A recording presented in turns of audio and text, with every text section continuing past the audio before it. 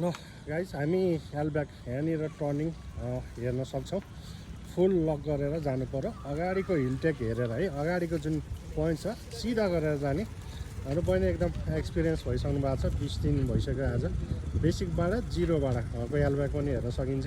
म उहाँलाई केही पनि सिकाउँदिनँ है, उहाँले आफैले गर्नुहुन्छ र मैले चाहिँ एउटा नोटिसेबल कुराहरू मात्रै भन्छु। यसरी नै बिस्तारै सिधा आउन सकिन्छ है। सिधा आयो होइन, गाडी अझै टेढो भएको छ, केही फरक परेन। यतिमा कर्छ है, कर्नलाई चाहिँ कर्छ, टेन्सन छैन यसको। अब फुल्ली लक गरिसकेपछि यता left side plus right side दुइटै बचेको छ र यसरी नै लास्टको ल हिलटेकेर गाडी स्टेङ सिधा भइसकेपछि अब दुई पोइन्ट है, यता लेफ्ट अथवा राइट दुई साइडमा लगभग सेन्टरमै छ।